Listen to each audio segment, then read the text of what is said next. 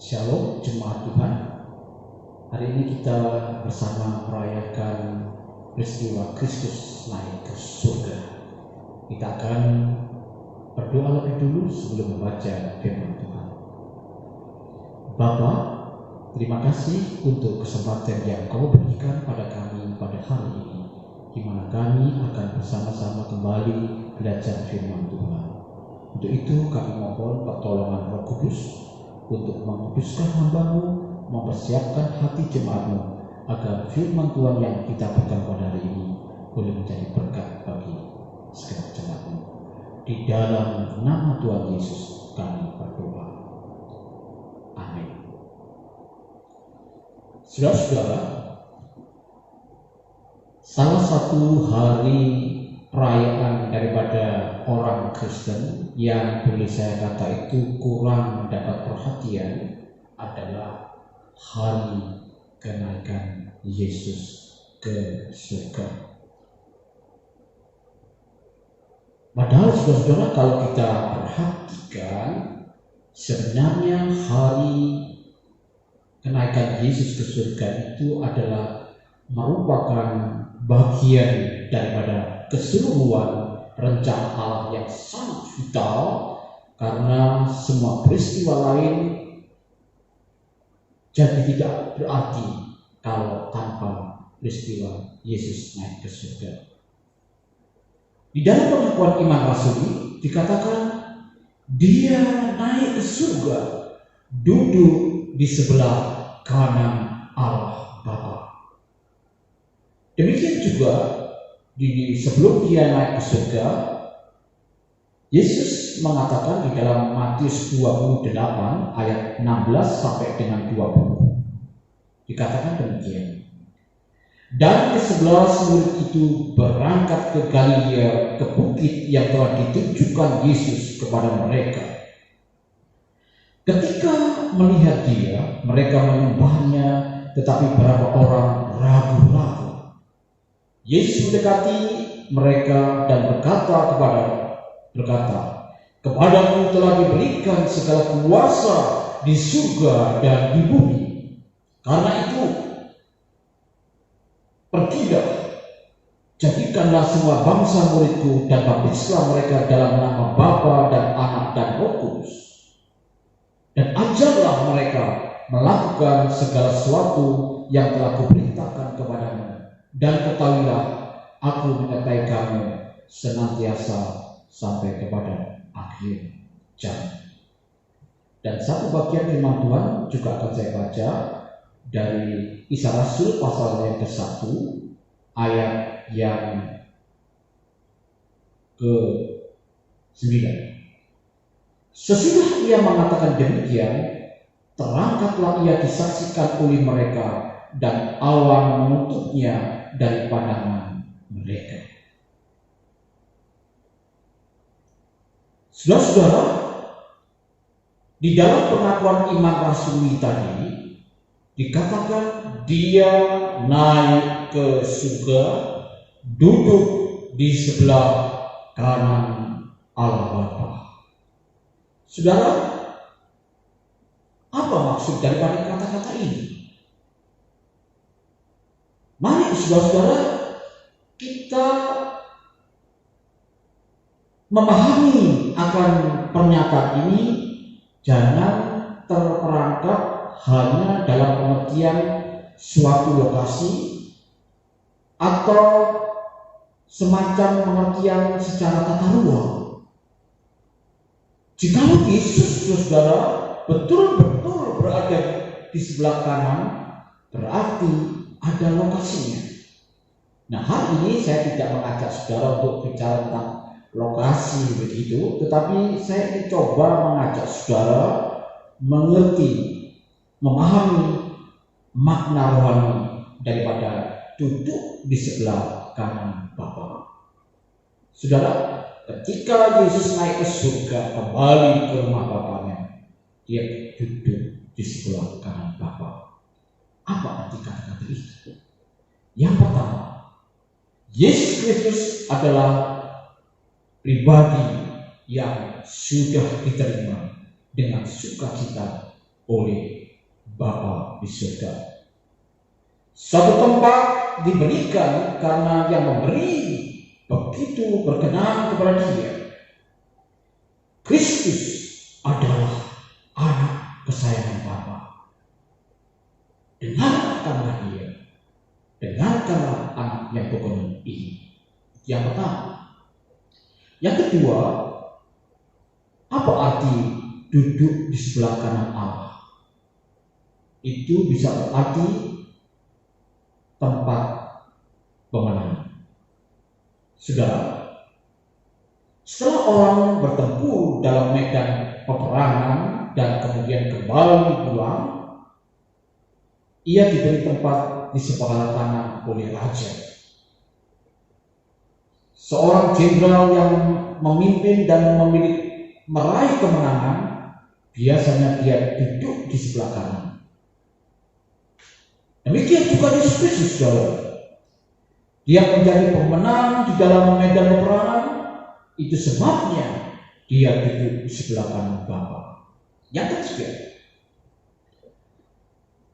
duduk di sebelah kanan berarti itu adalah tempat penguasa. Tuhan memberi kekuatan.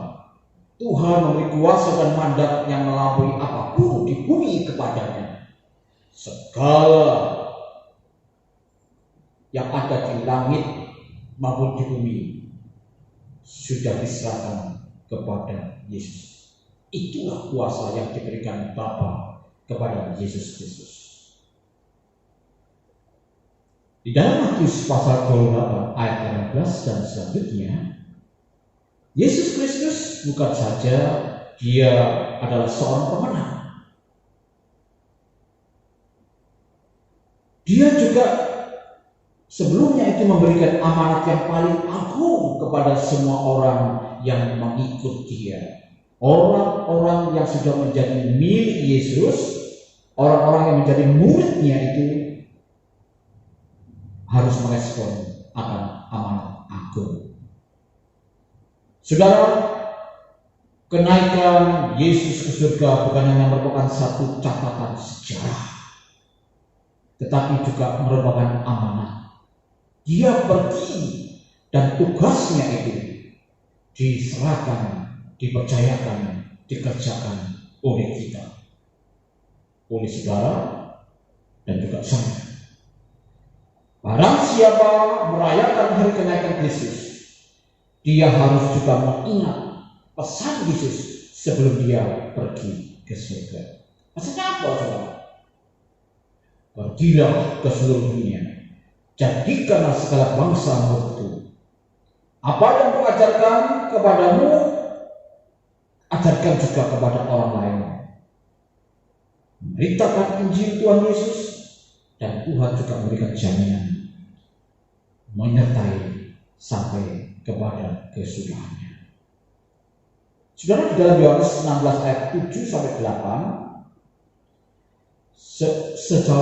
sehari waktu sebelumnya itu Tuhan katakan, aku pergi justru itu berfaedah bagimu.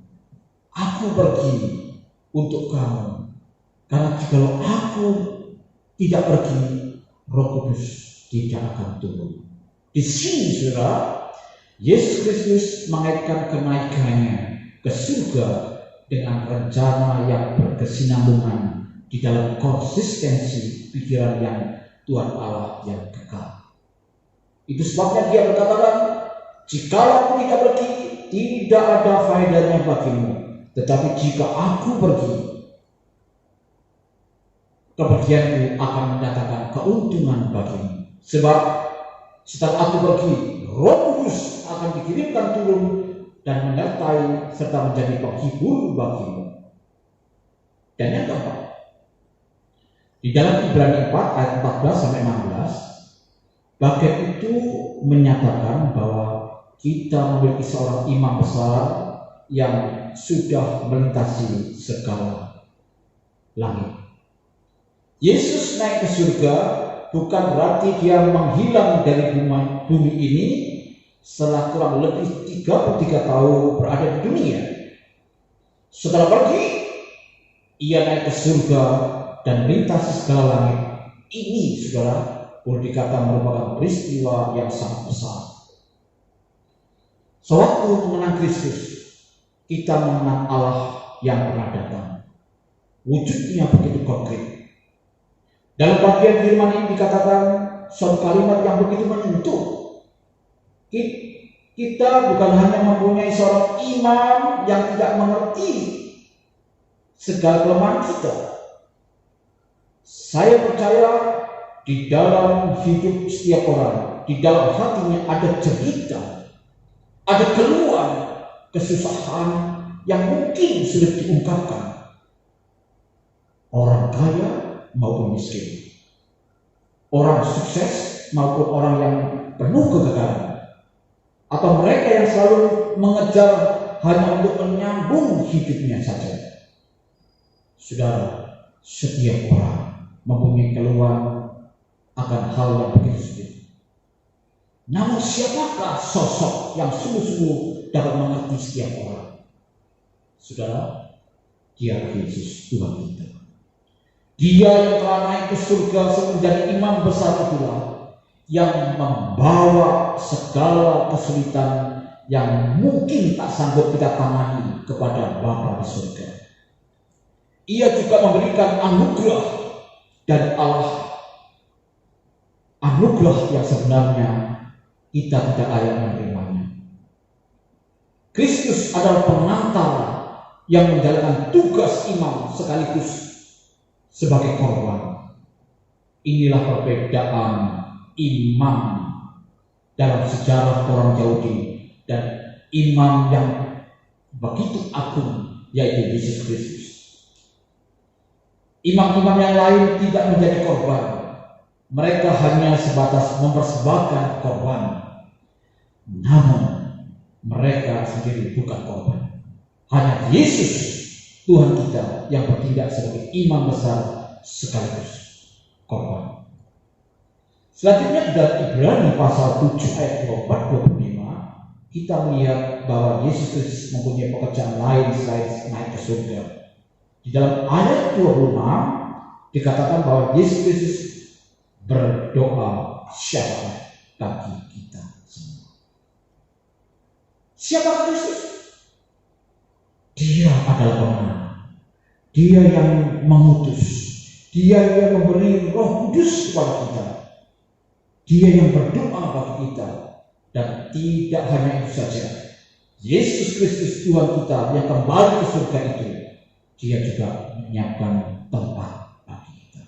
Oh saudara, betapa luar biasanya karya yang Dia lakukan itu. Saudara, sebelum Dia mati di atas kayu salib, Dia pernah berbicara kepada murid-muridnya, "Aku pergi untuk menyediakan tempat bagimu. Jikalau aku tidak pergi dan tidak ada yang menyediakan tempat bagimu, dan jikalau aku sudah menyediakan tempat bagimu, aku pasti akan datang kembali. Di mana aku ada di sana pun engkau akan berada." Adakah penghiburan lebih besar daripada ini? Tidak ada. Adakah seorang juru selamat seperti Yesus? Tidak ada. Dialah satu-satunya. Dialah yang paling sempurna di dalam menyediakan segala sesuatu bagi umatnya. Ia yang akan datang kembali telah menyediakan tempat bagi kita. Ia berkata, "Di mana aku berada, di situ juga engkau berada." Dan di dalam Kisah Rasul 1 ayat 9-11 dikatakan demikian, "Hai orang Galilea, mengapa engkau melihat seperti ini? Ingatlah, Yesus yang kau lihat diangkat ke surga akan datang dengan cara yang sama kembali ke dalam dunia ini." Saudara, Yesus Kristus naik ke surga bukan karena Ia melarikan diri. Ia tidak menyembunyikan diri. Ia pergi dengan tugas. Ia pergi dengan rencana Allah yang sudah ditetapkan, dan itu bukan titik akhir. Itu merupakan satu janji bahwa satu hari kelak ia akan datang kembali dengan cara yang sama, kembali ke dalam dunia ini. Hai orang Galilea, untuk apa melihat terus ke awan? Mengapa melihat terus ke langit? Yesus yang pernah bersama denganmu, yang pernah kau saksikan pelayanannya, sekarang sudah naik ke surga dan akan datang kembali. Saudara, lewat firman Tuhan ini kita belajar apa? Yang pertama, mari saudara, kita terus mengabarkan Injil kepada sesama. Mereka yang terhilang itu menjadi target kita dalam mewartakan kabar baik. Tidak ada jalan lain. Saudara-saudara, jika Injil dikabarkan ke seluruh dunia, maka hari itu akan tiba. Itu berarti juga apa? Sebelum Injil diberitakan kepada segala bangsa, segala suku, ya, Kristus tidak akan datang kembali. Tetapi kalau itu suatu genapi, dia pasti akan datang kembali. Saya berdoa saudara dan mengajak saudara semua supaya menjadikan gereja kita sebagai gereja yang mau mendukung penginjilan, mau mendukung misi, gereja yang mengerti makna Injil, dan gereja yang melibatkan diri di dalam penginjilan atau misi ke seluruh dunia. Jadilah pengikut Kristus yang taat pada perintahnya. Dia pergi menyediakan tempat, tapi dia juga pergi dengan perintah agar kita memberitakan Injil kepada segala bangsa. Dan dia memberikan jaminan, aku menyertai engkau sampai kepada akhir zaman. Kita berdoa. Terima kasih Bapa untuk firman-Mu hari ini. Kiranya di dalam hari kenaikan Yesus ini kami diingatkan kembali akan tanggung jawab kami untuk mewartakan kabar baik kepada segala bangsa. Berkatilah jemaat